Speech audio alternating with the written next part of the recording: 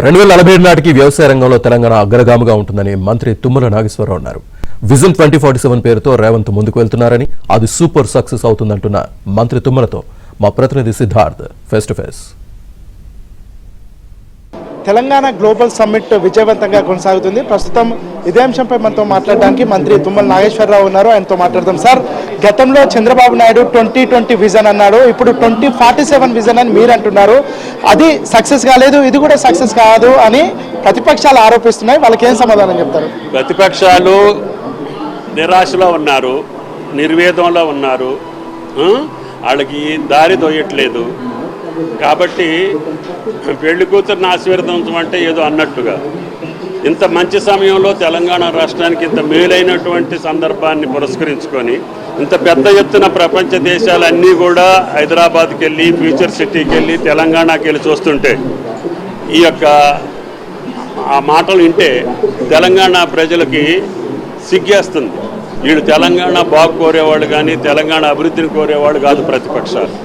కాబట్టి వాళ్ళ రాజకీయ ప్రయోజనం తప్ప, వాళ్ళ వ్యవహారం తప్ప, వాళ్ళ సొంతం స్వార్థం స్వలాభం తప్ప తెలంగాణకు వనగూడేటటువంటి ఏ వనరులు రావద్దు, ఏ పెట్టుబడులు రావద్దు, ఏ అభివృద్ధి జరగొద్దు. కాబట్టి వాళ్ళు అట్లాగే మాట్లాడతారు.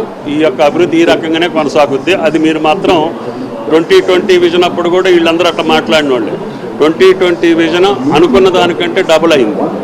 అట్లాగే 247 కూడా రేవంత్ రెడ్డి గారి యొక్క సంకల్పం, లక్ష్యాలు సాధించి తెలంగాణని 2047కి మేము ఇప్పుడు చూపించేటటువంటి లక్ష్యాలని ఛేదించి భారతదేశంలో అగ్రగామి రాష్ట్రంగా తీర్చిదిద్దేదానికి తప్పకుండా తెలంగాణ ప్రభుత్వం రేవంత్ రెడ్డి గారి నాయకత్వంలో ముందుకెళ్తుంది. ఫ్యూచర్ సిటీలో పెట్టుబడులు పెట్టడానికి పిలిపించి ఇక్కడ ఉన్నటువంటి పెట్టుబడిదారులను మీ ఖమ్మంకు తీసుకెళ్తున్నారు, ఖమ్మంలో కూడా పెట్టుబడులు పెట్టిస్తున్నారు. అట్లా కన్విన్స్ చేశారా వాళ్ళని ఏమైనా? ఖమ్మంలో తెలంగాణ కాదా ఖమ్మం?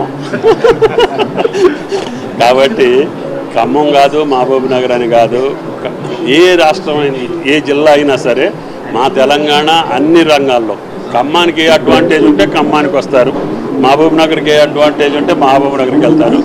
పెట్టుబడి పెట్టే వాళ్ళ యొక్క ఆలోచన ప్రకారంగా, వాళ్ళ అవసరాల ప్రకారంగానే మేము అవకాశాలు కల్పిస్తాం.